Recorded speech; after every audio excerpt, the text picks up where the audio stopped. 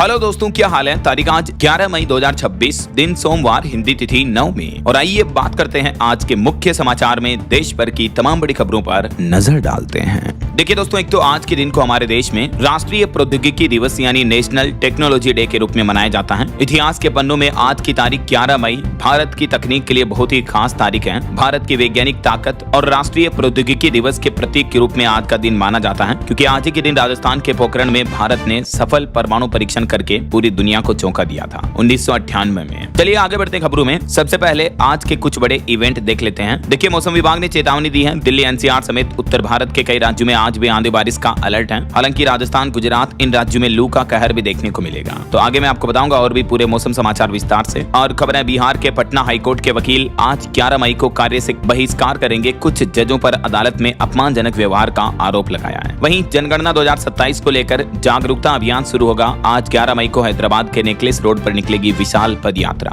और प्रधानमंत्री नरेंद्र मोदी आज 11 मई को गुजरात के सोमनाथ जाएंगे। इससे पहले उन्होंने एक भावुक लेख भी साझा किया। और पीएम के इस गुजरात दौरे को लेकर गुजरात सरकार ने तैयारियों की समीक्षा भी की है। वहीं हरियाणा सरकार भी आज 11 मई को मनाएगी सोमनाथ स्वाभिमान पर्व। मुख्यमंत्री नायब सिंह सैनी ने बताया, देश की आत्मा से जुड़ा जीवंत तीर्थ। और राजधानी दिल्ली के स्कूलों में गर्मी की छुट्टियों का ऐलान हो चुका है। आज 11 मई से लेकर अब 30 जून तक स्कूल बंद रहेंगे। समर वेकेशन शुरू होने जा रही आज से ही। 9वीं, 10वीं और 12वीं के छात्रों के लिए स्पेशल रेमेडियल क्लासेज भी लगेगी इस दरमियान। वहीं तेलंगाना सरकार ने भी बड़ा फैसला लिया है। अब आज से 99 दिनों तक चलेगा प्रजा पालन अभियान। 11 से 17 मई तक शिक्षा सप्ताह चलेगा और इसी के तहत प्रजा पालन अभियान को आगे बढ़ाया जाएगा। वहीं आज 11 मई को सीबीएसई के 12वीं बोर्ड का रिजल्ट भी जारी कर दिया जाएगा। मीडिया रिपोर्ट्स आ रही हैं। तो स्टूडेंट सीबीएसई के ऑफिशियल पोर्टल पर या डिजिलॉकर ऐप पर भी अपना रिजल्ट चेक कर सकते हैं। 12वीं के विज्ञान, कला और वाणिज्य तीनों सब्जेक्ट के परिणाम आज ही जारी कर दिए जाएंगे। वहीं आज 11 मई को जेईई एडवांस के एडमिट कार्ड भी जारी होंगे। और बिहार में देखिए, 86 दिन बाद खत्म हुई राजस्व कर्मियों की हड़ताल। अब आज 11 मई से शुरू होगा दाखिल, खारिज व अन्य काम भी। तो ये तो आज के कुछ बड़े इवेंट रहेंगे। और चलिए आगे बढ़ते हैं खबरों में। देखिए आप, ईरान अमेरिका इजराइल जंग पर बड़ी खबर आ रही कि पश्चिम एशिया में फिर से तनाव बढ़ा। ईरान के नए सुप्रीम लीडर मोजतबा खामेनेई ने ईरानी सेना को नए निर्देश दिए। आईआरजीसी ने भी कड़ी जवाबी कार्रवाई की चेतावनी दी है अमेरिका और इजराइल को।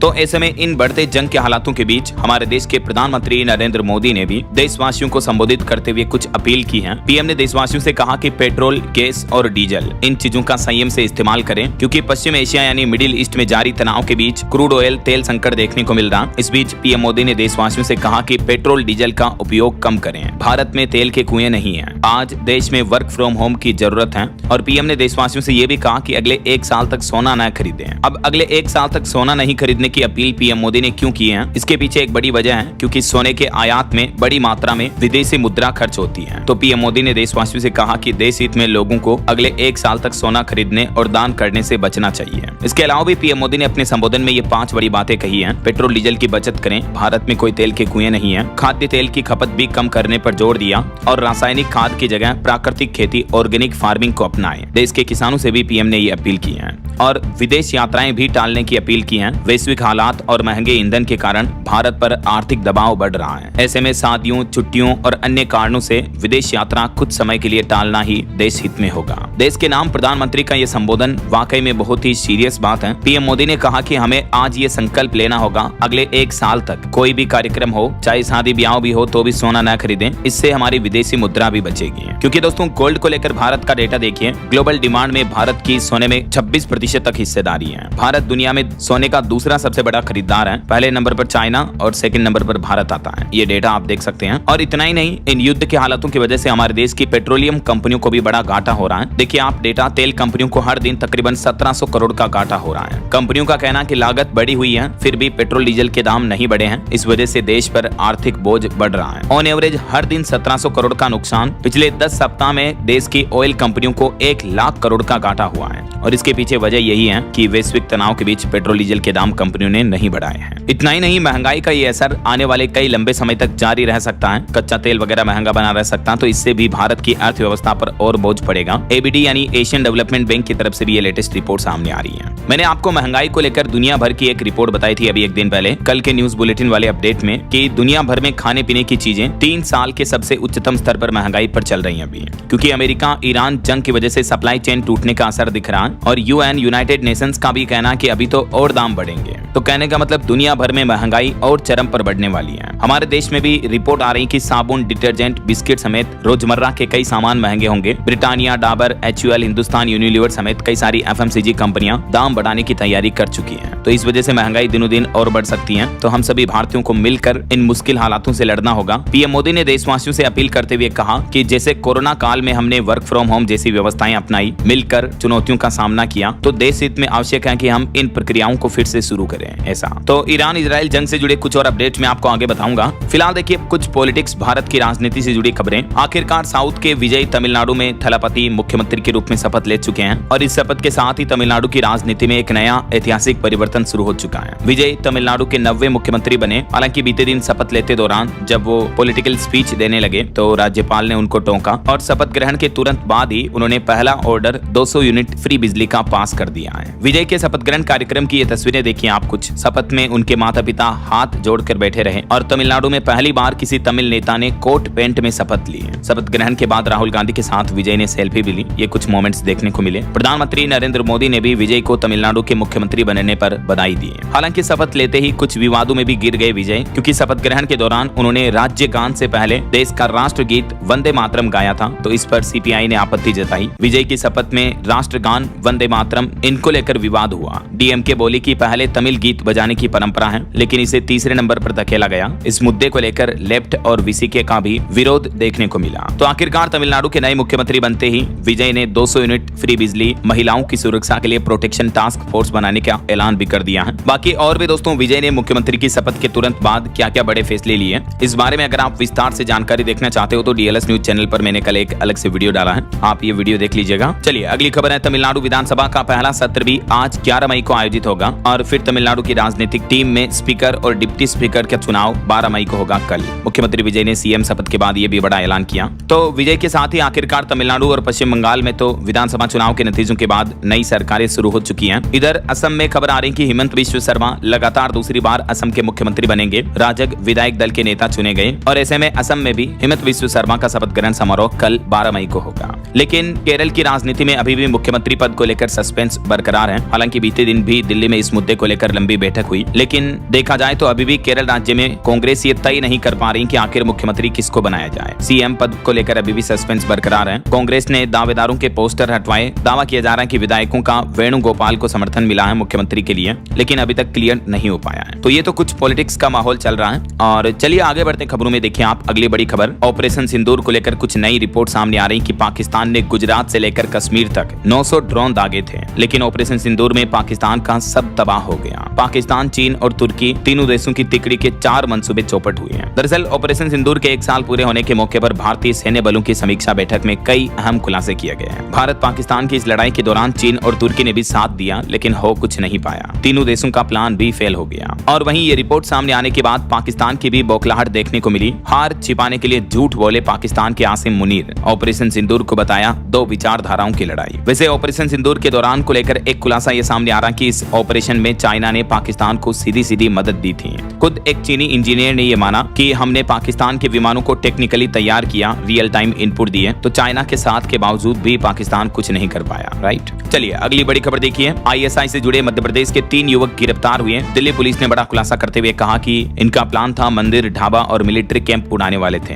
इन्होंने इनकी तस्वीरें भी पाकिस्तान भेजी हैं। देखिए, भारत में ही रहकर भारत के साथ गद्दारी करते हैं ये। इन देशद्रोहियों को तो सच में कड़ी से कड़ी सजा मिलनी चाहिए। चलिए खबर है, प्रधानमंत्री नरेंद्र मोदी ने कर्नाटक के बंगलुरु में ध्यान मंदिर का उद्घाटन किया। आर्ट ऑफ लिविंग के 45 साल पूरे होने के मौके पर शिक्षा, स्वास्थ्य और पर्यावरण से जुड़ी 9 पहल भी शुरू की है। चलिए अगली बड़ी खबर देखिए दोस्तों। नॉर्थ कोरिया में एक नया कानून लागू हो चुका है। अगर किम जोंग की हत्या हुई तो नॉर्थ कोरिया न्यूक्लियर अटैक करेगा। उत्तर कोरिया के संविधान में ही ये नया प्रावधान जोड़ दिया गया है। हाल ही में आपको पता होगा अमेरिका के हमले में जो ईरानी सुप्रीम लीडर की मौत हुई, उसके बाद नॉर्थ कोरिया ने अपने संविधान कानून में ये बदलाव किया और बड़ा फैसला लिया है। अगर कोई देश नॉर्थ कोरिया यानी उत्तर कोरिया के सुप्रीम लीडर किम जोंग उनकी हत्या कर देता है या किसी विदेशी हमले के दौरान वे लीडरशिप करने की हालत में भी नहीं रहते हैं, तो उत्तर कोरिया तुरंत परमाणु हमला करेगा। उनके देश में यह नया एक्ट लागू हो चुका है। और एक श्रद्धांजलि, कर्नाटक में शोक की लहर देखने को मिली। कैबिनेट मंत्री डी सुधाकर का 66 वर्ष की उम्र में निधन हो गया। ईश्वर इनकी आत्मा को शांति दे। वहीं एक रिपोर्ट आ रही कि एयर इंडिया में सख्ती, पिछले 3 साल में 1000 से ज्यादा कर्मचारियों को नौकरी से निकाल दिया गया। कंपनी के CEO बोले कि अगर नियम तोड़े तो हम बख्शेंगे नहीं। और खबर आ रही, झारखंड में पर्यटन को मिलेगा डिजिटल बढ़ावा, जल्द ही लागू होगी इन्फ्लुएंसर एंगेजमेंट पॉलिसी। झारखंड सरकार राज्य में टूरिज्म को बढ़ावा देने के लिए यह नया सिस्टम लागू करने जा रही है और इससे सोशल मीडिया इन्फ्लुएंसर को भी फायदा मिलेगा। देख सकते हैं आप इस बारे में ज्यादा डिटेल्स भी। और बड़ी खबर देखिए, ड्राइवर और नौकर के नाम पर अगर संपत्ति खरीदी तो भी वो जब्त होगी। सुप्रीम कोर्ट ने एक ऐसे ही मामले पर सुनवाई करते हुए महत्वपूर्ण फैसला सुनाया और सुप्रीम कोर्ट के इस फैसले ने भ्रष्टाचारियों की, काला धन छिपाने वालों की नींद उड़ा दी है। क्योंकि अक्सर आपने देखा होगा कई सारे पॉलिटिशियन, राजनेता जो होते हैं अपने नौकर के नाम पर, अपने ड्राइवर के नाम पर संपत्तियां खरीद लेते हैं। कई सारे व्यापारी वगैरह भी ऐसा करते हैं। तो अब उनके नौकर चाकरों के नाम पर खरीदी गई, रिश्तेदारों के नाम पर खरीदी गई प्रॉपर्टी को भी जब्त किया जाएगा। ये महत्वपूर्ण फैसला सुनाया है सुप्रीम कोर्ट ने। और नीति आयोग की एक रिपोर्ट सामने आ रही, देखिए आप, हमारे देश में हर 10 में से 4 बच्चे उच्च माध्यमिक शिक्षा पूरी किए बिना ही स्कूल छोड़ देते हैं। नीति आयोग की रिपोर्ट आज भी भारतीय स्कूली व्यवस्था को लेकर कमजोर हालातों को दर्शाती है कि कहीं न कहीं एजुकेशन हमारे देश में आज भी उस हद तक महत्वपूर्ण नहीं बन पा रही है। वहीं एक रिपोर्ट ये सामने आ रही है कि पिछले साल 2025-26 में मनरेगा कार्य दिवसों में गिरावट देखने को मिली। रोजगार के प्रमुख संकेतकों में भी लगातार कमी दर्ज हुई है। ये डेटा आप देख सकते हैं। और भी चलिए अगली बड़ी खबर देखिए, हंता वायरस से प्रभावित क्रूज स्पेन के टेनेरिफ पहुंच चुका है। यहाँ अब यात्रियों को सुरक्षित निकाला जाएगा। WHO विश्व स्वास्थ्य संगठन की तरफ से भी अपडेट जारी किया गया। और एक बड़ी चिंताजनक रिपोर्ट तो ये आ रही दोस्तों कि हंता वायरस के बाद अब दुनिया में नोरो वायरस फैलने की भी चिंता बढ़ी है। क्योंकि और बीच समुद्र में 2 क्रूज पर दोनों में इस तरह के वायरस फैले हैं। इसके बाद दुनिया भर में डर का माहौल है। हाल ही में एक क्रूज पर हंता वायरस फैला था। उसके बाद अब एक और खबर आ रही कि एक और क्रूज पर नोरो वायरस भी फैल चुका है। और कुछ बड़े क्राइम हादसों की खबरें देखिए दोस्तों। राजस्थान की ये घटना है। राजस्थान से 900 किलोमीटर दूर नरसिंहपुर बुलाकर एक गर्लफ्रेंड ने, महिला मित्र ने अपने बॉयफ्रेंड की हत्या करवा दी। बचपन के प्रेमी संग मिलकर दूसरे प्रेमी को मार दिया। मध्य प्रदेश के नरसिंहपुर जिले में ये घटना देखने को मिली है, देखिए आप। और राजस्थान की एक और बड़ी घटना देखिए, एक बुजुर्ग महिला की गला दबाकर हत्या कर दी और महिला जो चांदी के कड़े वगैरह गहने पहनी थी उनको लूट कर भाग गए। वहीं एक बड़ा सड़क हादसा हो गया। उत्तराखंड के बद्रीनाथ हाईवे पर हरिद्वार जा रही तीर्थ यात्रियों की बस सड़क पर पलट गई। 27 लोग इसमें सवार थे। हालांकि गनीमत रही कि किसी की जान नहीं गई, कई यात्री घायल हो गए इसमें। वहीं ईरान अमेरिका इजराइल जंग पर बड़ी खबर आ रही, देखिए आप। हॉर्मुज रूट में फिर से गहरा संकट छाया। पिछले 24 घंटे से एक भी जहाज यहां से नहीं गुजरा। अब संयुक्त राष्ट्र UN में ईरान पर बड़ी कार्रवाई की भी मांग की गई है। और एक रिपोर्ट तो ये सामने आ रही कि ईरान ने समुद्र में 3000 बैरल तेल भी बहा दिया। ऑयल स्टोर की जगह कम पड़ रही है तो ईरान ने वो तेल समुद्र में फेंक दिया। हॉर्मुज संकट और अमेरिकी प्रतिबंधों का साइड इफेक्ट देखने को मिल रहा है। और इस बीच पश्चिम एशिया संघर्ष में एक नया मोड़ सामने आया। ईरान ने अमेरिका के प्रस्ताव का जवाब भेजा और पाकिस्तान के जरिए दिल की बात बताई। रिपोर्ट के मुताबिक तेहरान यानी ईरान जो है वो फिलहाल केवल युद्ध विराम और क्षेत्रीय शत्रुता रोकने पर बातचीत करना चाहता है। ये अमेरिका को नया प्रस्ताव भेजा ईरान ने ऐसा। वहीं देखिए UN प्रमुख ने यूक्रेन व रूस के बीच युद्ध विराम और कैदियों के आदान प्रदान का भी स्वागत किया। जल्द ही दोनों देशों के 1000 कैदियों की अदला बदली होगी। और इधर ईरान के IRGC का कहना कि हमले के लिए हम भी तैयार हैं। US यानी अमेरिका के प्रस्ताव पर ईरान की प्रतिक्रिया का इंतजार कर रहे हैं डोनाल्ड ट्रंप। इस बीच रूस के राष्ट्रपति व्लादिमीर पुतिन का भी एक बड़ा बयान सामने आया। उन्होंने कहा कि हम भी यूक्रेन के साथ शांति समझौते के लिए तीसरे देश में मिलने को तैयार हैं। यानी जैसे ईरान अमेरिका की जंग की बातचीत पाकिस्तान में हो रही है ना, वैसे ही पुतिन का कहना कि रूस यूक्रेन की जंग की बातचीत भी किसी तीसरे देश की मध्यस्थता में हम करने के लिए तैयार हैं। और व्लादिमीर पुतिन ने यह भी कहा कि रूस यूक्रेन युद्ध का अंत अब करीब आ गया है। पुतिन का यह बड़ा बयान देखने को मिला। उन्होंने कहा कि इसके लिए पश्चिमी अभिजात वर्ग जिम्मेदार है। और इधर अमेरिका और ईरान के बीच बहुत कठिन संघर्ष और बढ़ सकता है। पुतिन ने इसको लेकर भी कहा कि ईरान के परमाणु हथियार बनाने का कोई सबूत नहीं है। एक बड़ा खतरा देखने को मिला। अमेरिका, कनाडा और ऑस्ट्रेलिया के विश्वविद्यालयों पर साइबर हमला भी हुआ। जब स्टूडेंट का एग्जाम चल रहा था, ऑनलाइन परीक्षा हो रही थी, इस बीच बिटकॉइन की फिरौती मांगी गई। 9000 से भी ज्यादा शैक्षणिक संस्थानों पर यह बड़ा साइबर अटैक हुआ है। दुनिया भर में डर का माहौल बढ़ गया इस घटना के बाद। वहीं इधर फारस की खाड़ी में भी खतरा बढ़ा। कतर के पास मालवाहक जहाज पर हमला हुआ। समुद्री सुरक्षा को लेकर भी चिंता बढ़ी। और एक रिपोर्ट सामने आ रही कि इजराइल और लेबनान के हमलों में भी 39 लोगों की मौत हो गई। लेबनान में ये इजरायली हमलों से जाने गई, जिसमें कई महिलाएं और बच्चे भी शामिल हैं। इमारत में हिजबुल्लाह आतंकवादियों पर भी हमला देखने को मिला। तो ये तो जंग के हालात चल रहे हैं। और कुछ और इंटरनेशनल न्यूज अपडेट देखिए दोस्तों। खबर आ रही है अमेरिका के H-1B वीजा कर्मचारियों का बढ़ेगा न्यूनतम वेतन। अमेरिका ने 30% की बढ़ोतरी का प्रस्ताव दिया है। और पाकिस्तान में एक बड़ा आत्मघाती हमला हुआ। पुलिस चौकी पर इस तरह के हमले में 15 सुरक्षा कर्मियों की मौत हो गई। और बांग्लादेश हाईकोर्ट ने हिंदू साधु चिन्मय दास की जमानत याचिका खारिज की। हत्या के मामले में इन पर ट्रायल जारी है। वहीं भारत के विदेश मंत्री अभी त्रिनिदाद के दौरे पर हैं। इस दरमियान भारत, त्रिनिदाद एवं टोबैगो के बीच एक अहम समझौता हुआ। एस जयशंकर बोले कि अपने पूर्वजों की जड़ें ढूंढ सकेंगे प्रवासी। क्या समझौता हुआ देख सकते हैं आप इसके बारे में डिटेल्स भी। चलिए अगली बड़ी खबर देखिए, हमारे देश में सतर्कता शिकायतों के लिए सीपीसीबी ने कुछ नए नियम जारी किए हैं। पारदर्शिता बढ़ाने और भ्रष्टाचार रोकने पर खास जोर दिया जाएगा। सीपीसीबी यानी केंद्रीय प्रदूषण नियंत्रण बोर्ड की तरफ से ये नई गाइडलाइंस जारी की गई है, जिसका मुख्य उद्देश्य यही है भ्रष्टाचार फर्जीवाड़े पर लगाम लगाना। इस गाइडलाइन में क्या क्या दिशा निर्देश जारी किए गए हैं देख सकते हैं आप जानकारी। बहरहाल अभी तो अपन कुछ और महत्वपूर्ण और काम की खबरें देखेंगे दोस्तों, लेकिन फिलहाल वक्त तो चला है आज के ताजा मौसम समाचार जानने का।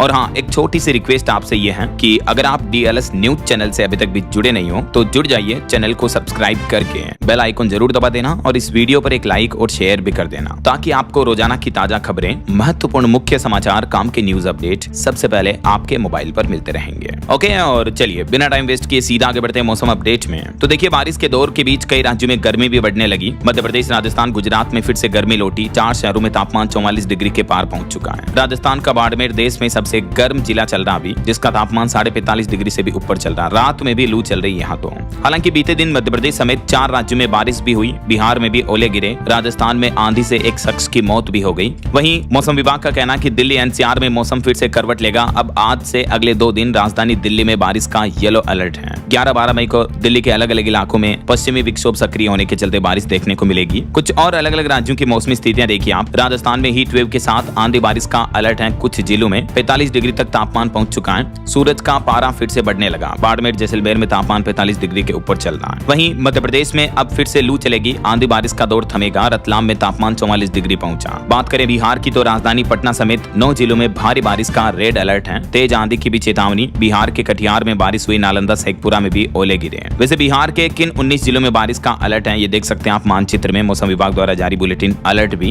वैसे बिहार से एक खबर आ रही कि मॉडल हीट एक्शन प्लान विकसित करने वाला देश का पहला जिला बन चुका है बिहार का पटना। हीट वेव जोखिमों से निपटने की प्रशासन की नई तैयारी है। और छत्तीसगढ़ में देखिए, आज भी आंधी बारिश का अलर्ट। बदल सकता है मौसम का मिजाज। अगले 2 दिन यही हालात रहेंगे, उसके बाद फिर गर्मी बढ़ेगी। उत्तर प्रदेश में भी 2 दिन बाद फिर बिगड़ेगा मौसम। 12 मई से आंधी बारिश का अलर्ट रहेगा। और झारखंड में देखिए, बीते दिन आकाशीय बिजली गिरने से 5 लोगों की मौत हो गई। आज भी आंधी बारिश और वज्रपात का अलर्ट है। ट्रफ लाइन और साइक्लोनिक सर्कुलेशन का असर दिख रहा है। हरियाणा में भी आज रात से आंधी चलेगी। 7 जिलों में गरज चमक के साथ बूंदाबांदी की संभावना है। और पंजाब, चंडीगढ़ में भी आज से फिर बदलेगा मौसम। धूल भरी आंधी के साथ बारिश की चेतावनी है। वहीं पहाड़ी राज्यों की बात करें तो देखिए आप, हिमाचल प्रदेश में भी अब अगले 5 दिन मौसम खराब रहेगा। आज से बारिश और ओलावृष्टि का अलर्ट है। 40 किलोमीटर प्रति घंटा की रफ्तार से हवाएं भी चलेगी। इधर उत्तराखंड में भी 5 पहाड़ी जिलों में बारिश की चेतावनी जारी हुई। मैदानी इलाकों में 4 डिग्री तक तापमान बढ़ेगा।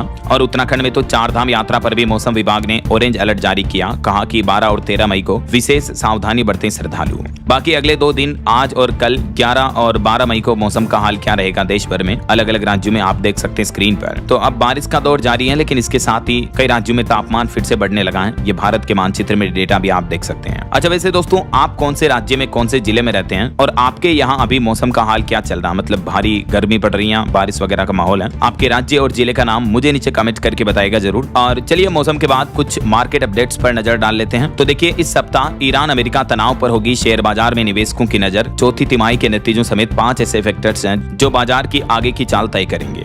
हालांकि विदेशी निवेशकों ने भारतीय बाजार से इस महीने मई में ही 14,231 करोड़ रुपए निकाले हैं। इसी साल 2026 में अब तक 2 लाख करोड़ से भी ज्यादा की बिकवाली हो चुकी है एफआईआई विदेशी निवेशकों की। और यही वजह है कि पिछले सप्ताह भी देखिए, भारत की टॉप 10 कंपनियों में से 4 की वैल्यू 1 लाख करोड़ रुपए तक घटी है, जिसमें एसबीआई टॉप लूजर रहा। और खबर देखिए, अमेरिका में एक भारतीय मूल के अनिल कोचर ने दिखाया बड़ा दिल। 176 छात्रों का एजुकेशन लोन चुका दिया इन्होंने। आखिर दिल जो भारतीय है इनका। ऐसे भारतीय दिलदार शख्स को वाकई में दिल से सैल्यूट। चलिए आगे बढ़ते हैं खबरों में। देखिए आप, अगली बड़ी खबर, ब्रिक्स समिट में दिखेगा भारत का दबदबा। अमेरिका के साथ कारोबार में बातचीत आगे बढ़ाना प्राथमिक मुद्दा होगा भारत का। इसी महीने अगले सप्ताह 14-15 मई को ब्रिक्स समिट होने वाला है भारत में। भारत इस बार इस समिट की अध्यक्षता कर रहा है ना। वहीं देखिए, नेपाल में भी एक नया कानून लागू हो चुका है। अब बिना आईडी नेपाल में भारतीयों को एंट्री नहीं मिलेगी। बालेन सरकार ने भारतीय लोगों के लिए ये नया नियम लागू किया है। और इसके अलावा नेपाल में भारतीय वाहनों के लिए भी नए नियम लागू हो चुके हैं। साल में सिर्फ 30 दिन की ही अनुमति होगी भारतीय गाड़ियों को नेपाल में रुकने की। और रेल पर पथराव की एक बड़ी घटना देखिए, बीते दिन उत्तर प्रदेश के कानपुर शताब्दी एक्सप्रेस समेत कई ट्रेनों पर पथराव हुआ। शीशे टूटे, यात्रियों ने गेट बंद कर कोच में बचाव किया। चलिए अगली खबर देखिए, अब एक ही कार्ड से कर सकेंगे पूरे देश में बस और मेट्रो का सफर। DMRC यानी दिल्ली मेट्रो रेल कॉर्पोरेशन की तरफ से RuPay on the go kart launch किया गया है, जिससे राजधानी वासियों को ये नई सुविधा मिलेगी। इस NCMC स्मार्ट कार्ड की मदद से एक ही कार्ड से अब आप मेट्रो, बस समेत कई सेवाओं के लिए भुगतान कर पाएंगे। DMRC का कहना कि अगले 10 दिनों में ये कार्ड सभी मेट्रो स्टेशन पर उपलब्ध हो जाएगा। वहीं भारत के लिए एक बड़े गर्व की बात देखिए, भारत के जखीरे में जल्द ही शामिल होगी अजय हाइपरसोनिक मिसाइलें। DRDO ने स्क्रैम जेट इंजन का भी सफल परीक्षण कर लिया है। ध्वनि से भी 5 गुना तेज हाइपरसोनिक मिसाइल तकनीक में भारत ने ये बड़ी सफलता हासिल की है। वहीं टेक न्यूज से खबर देखिए, आपका सर्च करने का तरीका बदलने जा रहा। गूगल 5 नए AI फीचर्स ला रहा है। अब काम की जानकारी ऑनलाइन ढूंढना और भी आसान होगा। गूगल अपने AI टूल्स यानी AI ओवरव्यूज और AI मोड को अपडेट करते हुए 5 नए फीचर्स पेश किए हैं। यूजर्स अब एक्सपर्ट सलाह भी ले पाएंगे। आप गूगल सर्च करते दौरान अपने पसंदीदा सोर्स को आसानी से देख पाएंगे, लिंक प्रीव्यू भी मिलेगा और पसंद के हिसाब से आपको सुझाव सजेशन भी मिलेंगे। चलिए अगला अपडेट देखिए दोस्तों, बिहार में उद्योगों को मिलेगी नई रफ्तार, 11 जगहों पर बनेगी सैटेलाइट सिटी। भाजपा के राष्ट्रीय अध्यक्ष नितिन नवीन की तरफ से ये बड़ी घोषणा की गई है। 2025 से 2030 तक बिहार सरकार का ये प्लान जो था, इसके तहत ये 11 सिटी विकसित की जाएगी ऐसा। और खबर है, उड़ीसा पुलिस का सुपर एक्टिव मोड शुरू होने जा रहा। अब हर सुबह 9 बजे थानों में होगी ब्रीफिंग परेड। DGP की तरफ से सख्त निर्देश जारी किए हैं उड़ीसा के पुलिस कर्मियों के लिए। और एक बड़ी खबर देखिए दोस्तों, भारत में पाकिस्तान का पंखा चलता हुआ मिला मदरसे में। पुलिस जांच में बड़ा खुलासा हुआ, सामने आया तीसरे देश का कनेक्शन। मामला यूपी के कुशीनगर जिले का है, देख सकते हैं आप। और बीते दिन हरियाणा के निकाय चुनाव संपन्न हुए। 54.7% मतदान हुआ। 13 मई को इनके परिणाम आएंगे। एक जगह फर्जी वोट डालता हुआ भी पकड़ा गया युवक। वहीं देश में चल रहे LPG गैस सिलेंडर की किल्लत के बीच नए घरेलू गैस कनेक्शन देने पर रोक लगाई गई है। सिर्फ पुराने कनेक्शन ही ट्रांसफर हो सकेंगे। ये भी नया आदेश जारी हो चुका है। और वहीं देखिए, तमिलनाडु के नए मुख्यमंत्री के रूप में कुर्सी संभालते ही विजय ने देश के प्रधानमंत्री नरेंद्र मोदी को भी धन्यवाद कहा और राज्य के विकास के लिए सहयोग भी मांगा। चलिए खबर देखिए, राजस्थान की राजधानी जयपुर मेट्रो के फेज 2 को मिली रफ्तार। 41 किलोमीटर लंबी नई मेट्रो लाइन से बदलेगा ट्रांसपोर्ट सिस्टम भी। इस नए 13,500 करोड़ के प्रोजेक्ट को मंजूरी मिल चुकी है। वहीं खबर है, राजस्थान में शिक्षकों का कहना है कि अब आर पार की लड़ाई होगी। राजस्थान के टीचर्स एसोसिएशन ने सरकार के खिलाफ मोर्चा खोला। 18 जून से अगले महीने प्रदेश भर में धरना देने की भी चेतावनी दी है। अपनी कुछ मांगों को लेकर शिक्षकों की तरफ से ये आंदोलन की चेतावनी दी गई है। चलिए खबर है, उत्तर प्रदेश में टैक्स फ्री होगी फिल्म कृष्णावतारम। मुख्यमंत्री योगी आदित्यनाथ ने घोषणा की। CM और राज्यपाल ने एक साथ मिलकर फिल्म भी देखी। वहीं देखिए, हरियाणा में फ्लैट खरीदारों को बड़ी राहत मिली। घोषणा विलेख में देरी करने वाले बिल्डरों पर कसा जाएगा कानूनी शिकंजा भी। 50 लाख रुपए तक का जुर्माना लगाने का फैसला किया हरियाणा सरकार ने इस तरह के मामलों में। और छत्तीसगढ़ के युवाओं के लिए बड़ा मौका है। फ्री ट्रेनिंग मिलेगी, रहने खाने की सुविधा और नौकरी भी मिलेगी। छत्तीसगढ़ सरकार की तरफ से नई योजना शुरू की गई है, जिससे युवाओं को बड़ा बेनिफिट मिलेगा। वहीं खबर है, 6 दिन 2610 किलोमीटर और शाही सफर। राजस्थान के इलाके में स्थित मशहूर luxury train palace on wheels का शेड्यूल बदल चुका है। 45 साल में पहली बार मई में भी ये ट्रेन चलने जा रही है, देख सकते हैं आप जानकारी। और PM नरेंद्र मोदी 10-11 मई को कर्नाटक और तेलंगाना दौरे के दौरान हैदराबाद को 9,400 करोड़ की परियोजनाओं की सौगात भी देंगे। वहीं एक चौंकाने वाली रिपोर्ट सामने आ रही है कि छत्तीसगढ़, उड़ीसा और झारखंड, इन 3 राज्यों में न्यूनतम वेतन में सबसे ज्यादा असमानता देखी गई है। SBI की तरफ से श्रमिकों के वेतन को लेकर ये रिपोर्ट जारी की गई। और खबर देखिए, जम्मू लद्दाख में दुर्गम स्थानों में भारतीय सेना ने दिखाया बड़ा दिल। लोगों को बांटे सोलर लाइट किट, जिससे कई घर और सड़कें भी रोशन हुई। जहां आज दिन तक लाइट यानी बिजली नहीं पहुंच पाई थी, वहां ऑपरेशन सद्भावना के तहत भारतीय सेना की तरफ से ये नई पहल की गई है। और हिमाचल प्रदेश में ट्रांसफर को लेकर चुनाव आयोग ने नई गाइडलाइन जारी की। कर्मचारियों के फाइल भेजने पर भी रोक लगाई गई। 31 मई तक ये निर्देश जारी किया है। वहीं बिहार के सरकारी कर्मचारियों के लिए अच्छी खबर है। अब सरकारी कर्मियों और पेंशन भोगियों को वेतन के बदले मिलेगा ब्याज मुक्त अग्रिम राशि भी है। बिहार की सम्राट सरकार की तरफ से ये घोषणा की गई है। सरकारी कर्मचारियों के लिए और भी क्या क्या फैसले लिए गए हैं, इस बारे में डिटेल जानकारी आप देख सकते हैं स्क्रीन पर। चलिए खबर देखिए, राजधानी दिल्ली वालों को जल भराव से मुक्ति मिलेगी। 20 करोड़ रुपए की लागत से बनेगा रिलीफ ड्रेन। करावल नगर के लोगों को सबसे ज्यादा फायदा होगा। उत्तर पूर्वी दिल्ली में सरकार की तरफ से यह नया प्लान है। और बिहार में विजिलेंस कैडर भी खत्म हुआ। अब सभी अफसर स्टेट पुलिस में शामिल होंगे। राज्य सरकार की तरफ से यह भी नया आदेश जारी किया गया। वहीं राजधानी दिल्ली की झुग्गी बस्तियों में टीबी के 12,000 से ज्यादा मामले सामने आए। 42% एक्स्ट्रा पल्मोनरी टीबी केस ने चिंता भी बढ़ाई है। हालिया सर्वे में ये रिपोर्ट सामने आ रही है। और हरियाणा में लोगों की मौतों को लेकर चौंकाने वाली रिपोर्ट देखिए आप। रोजाना 9 मौत हो रही है। एक साल में 3360 तो इस तरह के मामले देखने को मिले जिनमें लोगों ने खुद की जीवन लीला अपने आप ही समाप्त कर ली। रणदीप सुरजेवाला ने एनसीआरबी के आंकड़ों पर भी चिंता जताई। और राजधानी दिल्ली में अनाथ युवाओं को मिलेगा सरकार का साथ, शिक्षा और रोजगार समेत कई नई सुविधाएं भी दी जाएगी। जी हाँ, दिल्ली सरकार 18 साल की आयु पूरी करने वाले अनाथ और बाल संरक्षण गृहों से बाहर आने वाले युवाओं के लिए ये नई योजना को मंजूरी दी है, जिसके तहत 3.5 करोड़ रुपए का बजट भी निर्धारित किया गया, तो ये फायदा मिलेगा। वहीं बिहार में परिवहन विभाग बनेगा रोजगार का बड़ा जरिया। मेन सड़कों पर बनेंगे चार्जिंग स्टेशन भी। बिहार के परिवहन मंत्री राउत की तरफ से बड़ी घोषणा की गई है। और भारत अफ्रीका समिट पर एक अपडेट आ रहा। 28 मई से दिल्ली में 2 बड़े अंतर्राष्ट्रीय सम्मेलन होंगे। G20 जैसी तैयारियां की जाएगी। सड़कें और होटल भी चकाचक किए गए हैं। 28 मई से लेकर 1 जून तक ये भारत मंडपम में 2 बड़े आयोजन होने जा रहे हैं, देख सकते हैं आप। वहीं देखिए, दिल्ली एनसीआर में मिर्गी मरीजों को बड़ी राहत मिलेगी। दिल्ली एम्स में महंगे टेस्ट अब फ्री होंगे। मरीजों को कई नई सुविधाएं भी मिलेगी। जो एपिलेप्सी मिर्गी की बीमारी है उसके मरीजों के लिए राहत की खबर है। और खबर देखिए, हिमाचल प्रदेश में इलेक्ट्रिक बसों की शुरुआत हो चुकी है। सोलन पहुंची 25 नई बसें, जल्द ही इनका परिचालन भी शुरू होगा। वहीं देखिए दोस्तों, उत्तर प्रदेश में योगी मंत्रिमंडल 2.0 का विस्तार हुआ। 8 नए मंत्रियों ने शपथ लिए। जातीय और क्षेत्रीय समीकरणों को भी ध्यान में रखा गया है। वैसे तो टोटल 6 नए मंत्री बने योगी मंत्रिमंडल में, 2 का प्रमोशन हुआ। शपथ के बाद राज्यपाल और मुख्यमंत्री के पैर छुए। कृष्णा पासवान ने जय श्री राम के नारे भी लगाए। तो इस मंत्रिमंडल विस्तार के साथ ही अब यूपी में टोटल 60 हो चुकी है योगी कैबिनेट में मंत्रियों की संख्या। चुनाव के 1 साल पहले ये विस्तार किया गया है। वहीं उत्तर प्रदेश के सरकारी स्कूलों में भारतीय भाषा ग्रीष्मकालीन शिविर का आयोजन होगा। पहली बार बच्चे सांकेतिक भाषा भी सीखेंगे। 13 से 19 मई तक ये अभियान चलेगा यूपी में। उत्तर प्रदेश के सभी सरकारी स्कूलों में भाषा संगम अभियान शुरू होने जा रहा। योगी सरकार सिखाएगी भारतीय भाषाओं का हुनर और सांकेतिक संवाद भी है। वहीं देखिए, उत्तर प्रदेश नोएडा में भी साप्ताहिक बाजारों के लिए नई व्यवस्था लागू हुई। लोगों को ट्रैफिक जाम से मुक्ति मिलेगी। ये नया प्लान है नोएडा प्राधिकरण का। और टेक न्यूज से खबर देखिए, छोटे कारोबारियों के लिए फोन पे कंपनी ने नया AI फीचर लॉन्च किया है, जिसकी मदद से मर्चेंट्स कुछ ही मिनट में अपने पेमेंट गेटवे को जोड़ पाएंगे। और नौकरी करने वालों के लिए सबसे बड़ी खबर आ रही है। आज से पूरी तरह लागू हो चुके हैं 4 नए लेबर कोड्स। जो 29 पुराने श्रम कानून थे उनको केंद्र सरकार ने पूरी तरीके से खत्म कर दिया है। और ये 4 नए लेबर कोड्स में क्या क्या बेनिफिट मिलेंगे देश के श्रमिकों को, मजदूरों को, वैसे तो इस बारे में डिटेल जानकारी मैंने आपको DLS न्यूज चैनल पर पहले भी बताई हुई है, बाकी आप देख सकते हैं स्क्रीन पर। वहीं देखिए, बैंकिंग क्षेत्र में भी अब AI का इस्तेमाल होगा। प्राइवेट सेक्टर के एक्सिस बैंक ने लॉन्च किया smart compliance tool. Axis bank ने करंट अकाउंट ग्राहकों के लिए नया AI टूल लॉन्च किया, जिसकी मदद से उनको ये नई फैसिलिटी मिलेगी। और बिहार में भी बड़ा प्रशासनिक फेरबदल हुआ। 16 IPS और 11 IAS अफसरों का तबादला किया गया। कुमार रवि बने स्वास्थ्य विभाग के सचिव भी।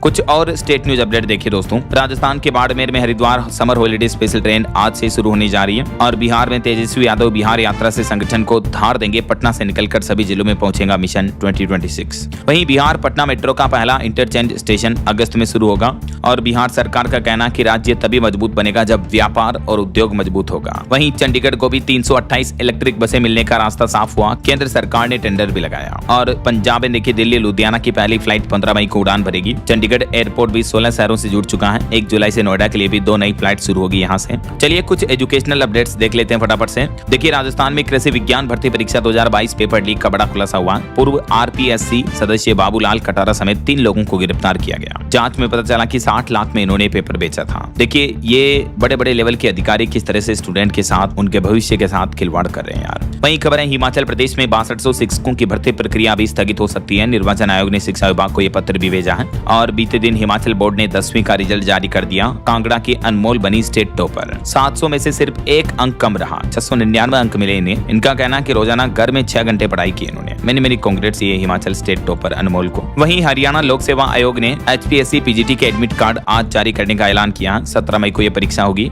और उत्तराखंड के 200 सरकारी स्कूलों में प्रोफेशनल कोर्स बंद हुए। 20,000 बच्चे अदर में चल रहे हैं अभी। और बिहार में साइबर ट्रेजरी के लिए 23 पदों पर जल्द ही नियुक्ति होगी।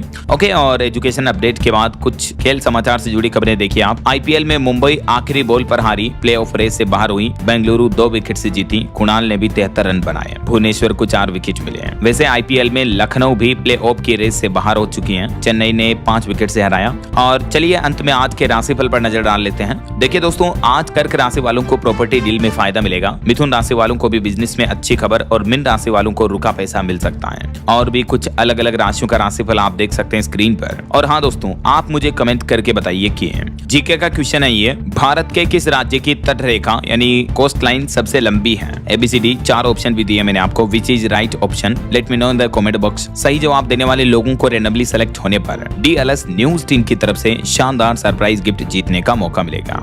और इसी के साथ ही अगर आपको वीडियो अच्छा लगा तो इसे लाइक करना, शेयर भी करना और DLS न्यूज चैनल को सब्सक्राइब करके बेल आइकन जरूर दबा देना रोजाना ऐसी इंफॉर्मेटिव जानकारियां, महत्वपूर्ण समाचार देखते रहने के लिए। ओके, ख्याल रखिएगा अपने आप का, अपने परिवार का। मिलेंगे अगले नेक्स्ट अपडेट में, तब तक के लिए जय हिंद, जय भारत, वंदे मातरम।